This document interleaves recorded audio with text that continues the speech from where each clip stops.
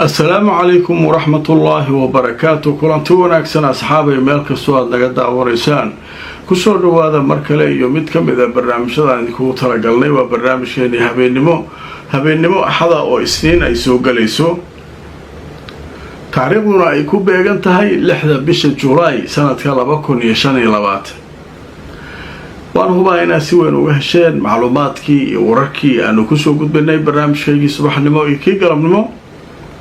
haddaba barnaamijka caawa waxaynu ku soo qaadanaynaa arrimo muhiima oo soo kordhay tan iyo intaynu kala maqnayn. qodobada barnaamijka idinkugu haya waxaa ka mid ah askari Israa'iili ah oo isdilay sabab la yaab lana sheegay. haddaba tafaasiil ku saabsan askarigan oo ka dagaalamay Gaza iyo Lubnaan wixii uu indhihiisa ku arkay oo isu dilay ayaa laga sheekaynayaa warbaahinta Israa'iil.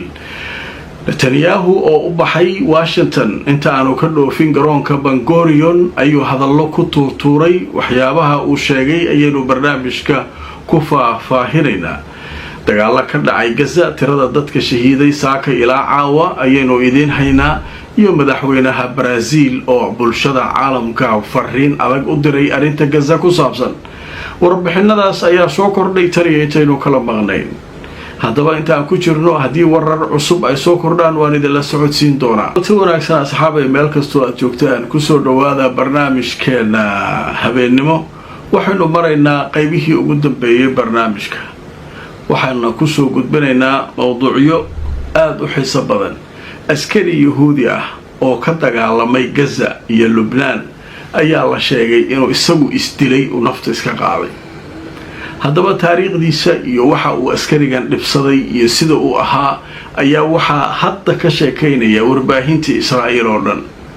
dadka Israa'iiliyiinta way yaaban yihiin. waxaa leeyahay kaligiis ma aha waxa dhibaatada ah ay hayso. waxaa laga yaabaa kumanaan kale oo askarta ka mid ah inay iyaguna marxaladda ku sugan yihiin. mar hore sheegeen askartu waxay yiraahdeen dagaalkan waa soo gabagabeynay maana la ka dhaaf intaa ka badan maana la ka joojiyo. Netanyahu iyo dawladdu way iska dhiga tireen. haddaba maxaa socda marka askartii inay isdilaan askarigii ugu dambeeyay ayaa istoogtay ayaa leeyahay. haddaba marka aan idin tuso warbixinta laga qoray telefishinka Al Jazeera waxay leedahay askari Israa'iili ayaa isdilay isagoo ka cabanaya sida la sheegay dagaalka socda. wuxuu sidoo kale ka ashtakoonayay dhibaatada uu la kulmay iyo meydadka askarta saaxiibadiisa iyo wixii markii uu arkay ayuu noloshu isdhaafiyaa la leeyahay. haddaba warbixinadu way sii socdeen. mowqica la yiraahdo Wala ama journaalka Wala la yiraahdo Israa'iil ka soo baxa wuxuu sheegay askari Israa'iili inuu isdilay isagoo ka cabanaya sii socoshada muddo bilooyin ah dagaalka dabada dheer ee ka socda Gaza iyo Lubnaan iyo meelo kale oo uu sheegay inay arrinka ku keeneen walaahow cabsi iyo argagax naftiisa ah. haddaba waxaa la sheegayaa askarigan in markaa uu go'aansaday inuu nafta isdhaafiyo kadib markii la dilay laba ka mid ah saaxiibadiis sida la leeyahay. oo waxaa sidoo kale la sheegay inuu askarigani ka shaqaynayay in muddo ah inuu soo ururiyo askarta lagu diro goobaha dagaalada. waxaa la sheegay inuu dhibsaday dhibka askarta haya raa'ixada ama urka ka soo baxaya askariga yahuudiga markuu dhinto oo isagu qaabilsanaa dadka soo ururinaya.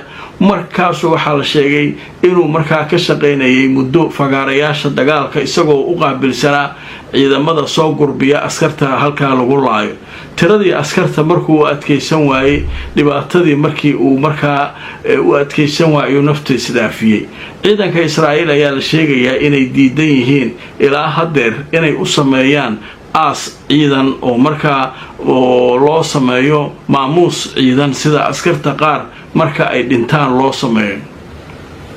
oo fiirsada ninkan askarigu ahaa la leeyahay laba saaxiibadiisa la cunay. qaar ka mid ah warbaahintu waxay leeyihiin saaxiibadiisa waxaa la dilay bilowgii dagaalka kadib ninkan dagaalkii uu sii waday raggii ka soo dagaalamay Lubnaan oo ahaa Gaza ka dagaalamay. haddana wuxuu qaabilsanaa muddadii dambe juthadka ama askarta dhimatay inuu aruuriyo oo soo qaado isaga iyo koox kale. marka waxaa la yidhi waxyaabaha uu ka caban jiray qoyskiisu waxay sheegeen raa'ixa waxaa la yidhahdaa urta say u urayaan caadi maaha le yahuud waaba wax la yaab leh. marka wuxuu arkay ninkan noloshu inaysan wax macnaa ku fadhin. raggii shalay ay wada socdeen oo maanta madaxa laga soo wada guray oo uu soo aruurinayo wixii markii noloshii oo dhan ka hor timid maskaxiyadoo isagu buuqay asaa nafta isdhaafiyey. fariintaasuu ka tago wuxuu yidhi dhibaatadaas darteed ayaan isu dilayaa marka ogaaduu yidhi. marka sheekadanu marka waxaan leeyahay waxay tahay muddadii ugu dambaysay 35 ay marayaan askarta iyaga isdilaya oo nafta iska qaadaya markay arkeen xakaarka iyo dhibaatada iyo mushkiladda meesha ka taagan. musiiba meesha ka haysata marka nimankaasu iyaguna waxay layn kareen way laayeen. iyagana hadda musiibada rabbaaniga ku dhacday. marka waxyaabaha la yaab kale ee laga diiwaan gelinayo sheekadan waxaa ka mid ah wuxuu leeyahay wax la mid ah sida ay u urayaan raa'ixadooda weligay ma arkin uu leeyahay. waa la yaab la waay moogtaa nimanka marka yahuudda markay dhintaan wuxuu leeyahay maalmo iyadoo ka soo wareegin hataa hadda markii la dilo oroo ka uraya uu leeyahay. marka waxyaabaha naftiisu ku qasbay inuu dilo ayay keentaa la leeyahay. marka waxyaabahaasaa ka mid ah raa'ixadaas dhibka badan. marka waa dad waa xag alle dee ka inkaaran yihiin dhibaato haysataa iyaguna mushkiladii iyo dhibkii ay geysteen ayaa waxaa leeyahay waa laga jeebayaa.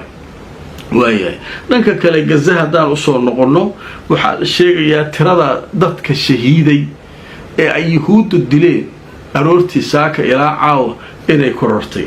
haddaba aljaziira waxay qoraysaa waxay leedahay tirada dadka shuhadada ah ee laga soo bilaabo fajarkii saaka ilaa caawa waxay maraysaa 61 ayay maraysaa sida ay soo gudbiyeen isbitaalada ku yaala magaalada Gaza. waxaana la sheegayaa in markaa ay aad u kordheen dadkan saacadihii lasoo dhaafay dhibaatada Israa'iil ay ka geysanayso halkaa oo sii kululaataa la leeyahay. waaye iyadoo markaa halkaa dhimashadu ay ka socoto dadku ay shahiidayaan dhanka kale muqaawamadu iyaguna waxay leeyihiin maanta weeraro kala duwan aan qaadnay askaraan ka dilnay kuwa kalena waa ka dhaawacnay. marka waa isbarbar socotaa inkastoo la kala badan yahay. nimankan diyaaradaha isticmaalayaan hub casri isticmaalayaan bambooyin casri dadku waa iska laynayaan laakiin markay dhulka timaado iyo fagaarayaasha nimanka nagtaasaa laga guraya dhagaha laga garaacayaa. haddaba marka aan idin tuso madaxweynaha wadanka Brazil ayaa ugu baaqay caalamka inaysan iska sii aamusnaanin oo aysan iska dhaga tirin xasuuqa ka dhacaya Gaza. wuxuu ku baaqay madaxweynaha Brazil Luiz Inacio Lula da Silva ayaa wuxuu ku baaqay intii lagu guran jiray shir madaxeedka BRICS ee Rio de Janeiro ka socda wadankaasi Brazil in markaa aan la iska dhaga tirin xasuuqa ka soconaya oo Israa'iil ay ka galayso Gaza oo lagu hayo dadka Falastiiniyiinta ayuu yiri dhibaato xoog leh ayaa marka meesha ka taagan ayuu leeyahay. marka wuxuu leeyahay dhibaato fara badan ayaa halkaa ka jirta. adduunyadu waa inaysan iska sii aamusin oo aysan dhagaha qabsanin oo macnaha indhaha aysan ka xiranin ayuu leeyahay. waaya qodobka kale ee barnaamijkeena aynu ku soo qaadanayno Netanyahu ayaa saacada ka hor wuxuu u duulayaa la leeyahay Washington isagoo kula ballansan bari oo Isniin ah Trump inuu la kulmo aqalka cad. waa tii Trump uu yiri halkaas markuu yimaado ayaa waxaan ku dhawaaqayaa heshiis in la gaaray xabad joojin ah taasoo marka hadda la leeyahay siday ku dhici karto lama yaqaano oo weli wax tanaasula oo jira ma jiraan la leeyahay. haddaba marka inta aanu dhoofin isagoo diyaaradda banaankeeda taagan ayuu saxaafadda dhowr hadal ku tuuray. hadallo marka waxaa ku jira culayskooda leh kuwa uu ku dhaga hadlayo madaxda bariga dhexe waxyaabo badan ayaa laga qoray. haddaba marka aan idin tuso Netanyahu waxa uu sheegay in ay wax ka bedeleen habkii bariga dhexe uu u dhisnaa. haddaba ra'iisul wasaaraha Israa'iil Benjamin Netanyahu airportka Ben Gurion isagoo ku sugan magaalada Tel Aviv ka hor inta aanu u dhoofin Washington ayuu saxaafadda la hadlay. wuxuu sheegay waxaynu ka shaqayn doonaa inaynu ballaarino nabadda gobolka ayuu ku leeyahay. wuxuu sidoo kale sheegay inay ka shaqayn doonaan dadka laga haysto inay markaa soo furtaan oo ay markaa ka takhalusaan dhanka kale xamaas military ahaan ay markaa uga takhalusaan. waxa uu sheegay hadda inay gaareen guulo waaweyn oo Gaza ay ka mid tahay, waxaana uu sheegay dhanka kale inayna hor yaalaan sida uu yidhi guulo iyo horumarro kale oo aanu rajaynayno inaynu ka samayno dhanka maxaabiistana laka haysto. waxaynu bedelnay ayuu leeyahay bariga dhexe sidii uu ahaa. hadda waxaanu haysanaa fursad aynu ku ballaarin karno sida uu leeyahay ittifaaqiyaad ama heshiisyo nabadgelyo oo bariga aynu ka dhalinno bariga dhexe. waxaynu doonaynaa inaynu xaqiijinno heshiis shuruud ah oo markaa ku saabsan shuruudaha Israa'iil iyo waxa ay doonayso, oo markaa wafdida Israa'iil ee loo diray wada hadallada Dooxa ay markaa qayb ka noqonayaan oo ay ka shaqeynayaan. waxaan la kulmi doonaa Trump, waxaynu ka qayb qaadan doonaa si isku mid ah inayn heshiis in la xaqiijiyo in laga gaaro arrinta maxaabiista la haysta ayuu yidhi. marka ninkaa marka dhowr arrimood isku dhex qasay bariga dhexe suu ahaa waxbaan ka bedelnuu leeyahay, macnaha annagaa ku adkaanay ayuu maldahayaa. midda labaad wuxuu leeyahay nabadda bariga dhexe ayaan rabnaa inaan ballaarino. maxaa nabada nimankan Gaza iyo dhibaatada uu ku hayo iyo maxkamadan dambiyada raadinaysa wixii oo dhan inuu xasuuq geystay wixii oo dhan iska dhagatirayaa. marka wuxuu leeyahay dhanka kale wada hadalladii aan ka shaqeynaynaa, Trump hadda u socdaa. Trump markaan u tago waxaynu ka wada hadli doonaa sidii markaa wuxuu ku leeyahay heshiis loo dhalin lahaa. marka qodobka isaguna halkaas ayaanu ku joojinaynaa. qadar xayisiisa kadib warar cusub oo soo kordhay ayaynu dul mari. taabay meel kastoo aad joogtaan kusoo dhawaada barnaamijkeeni habeennimo. waxaynu maraynaa qaybihii ugu dambeeyey barnaamijka caawa oo ah habeennimo axada oo isniin ay soo galayso. qaybta ugu dambaysa waxaynu kusoo qaadanaynaa warar hadda dhow soo dhacay. safiirka Maraykanka u fadhiya Washington ayaa wuxuu qayb ka yahay wafdiga Netanyahu u raacay Washington laleeyahay. haddaba marka sababta u raacay ayaanu arkaynaa. telefishinka Al Jazeera wuxuu leeyahay safiirka Maraykanka ee Israa'iil ayaa ka mid ah dadka Netanyahu u raacay Washington.